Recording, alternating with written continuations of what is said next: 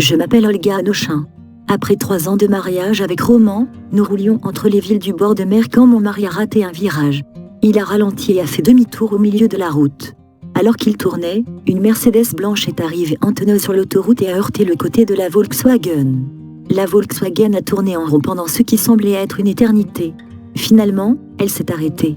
Les vitres ont été brisées et les portes se sont bloquées. Nous sommes sortis par une fenêtre brisée.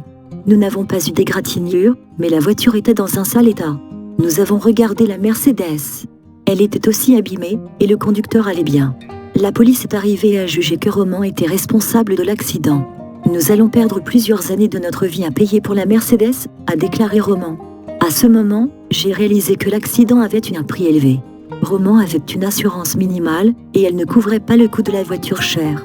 Je me suis éloigné des voitures accidentées et j'ai marché dans un vignoble en bordure de route. En tombant à genoux, j'ai prié « S'il vous plaît, aidez-nous ». L'autre conducteur, Moussa, parlait sévèrement à Roman. « Donnez-moi tous vos documents », a-t-il dit. « Payez-moi pour la voiture, et je vous les rendrai ». Roman a remis son permis de conduire. Après que la police ait fini ses papiers, quelqu'un est venu chercher Moussa. Nous n'avions aucun moyen de continuer à voyager. Je me suis arrêtée pour parler avec mon mari. Il y avait des tensions dans ma relation avec Roman ces dernières semaines, et maintenant les émotions se sont répandues. Nous étions à 2 doigts de divorcer. Nous avons demandé pardon à l'autre et à Dieu. Cette nuit-là, nous avons dormi au bord de la mer. Le matin, Moussa, qui avait une deuxième voiture, a appelé et nous a invités à rester chez lui pendant que nous réglions l'assurance et les autres papiers légaux. Moussa a été surpris d'apprendre que nous ne mangeons pas de viande. Sa surprise s'est accrue lorsqu'il a découvert que nous ne buvions même pas d'alcool. Il nous a demandé qui nous étions, et nous avons répondu que nous étions des adventistes du 7e jour. Il nous a dit qu'il avait forcé sa deuxième femme à avorter quelques jours avant l'accident. Il pensait que l'accident était la punition de Dieu.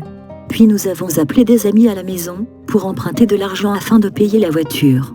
En 3 jours, nous avions réuni l'argent, mais des amis continuaient d'appeler pour offrir plus d'argent et pour demander s'ils pouvaient nous aider d'une autre manière. Moussa a entendu les appels téléphoniques et a pleuré. Je suis riche et j'ai beaucoup de relations. J'ai aidé beaucoup de gens à gagner beaucoup d'argent. Mais aucun de mes amis n'a appelé pour savoir si j'allais bien après l'accident. Vous êtes pauvre, mais vos amis s'inquiètent pour vous.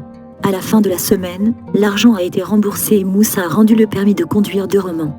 Moussa nous a proposé de rester plus de nuit. Nous avons passé les 2 jours suivants dans la maison la plus luxueuse que nous ayons jamais vue. Ensuite, nous avons pris le train pour rentrer chez nous. L'année suivante a été très difficile car nous avons dû payer notre dette, mais je remercie Dieu pour l'accident. Il avait sauvé notre mariage. En remerciant Dieu, j'ai reçu une augmentation au travail et Roman a obtenu un nouvel emploi avec un salaire plus élevé. Nous avons pu rembourser notre dette en un an seulement. Nous n'avons jamais rien voulu, mais Dieu a pourvu à tous nos besoins.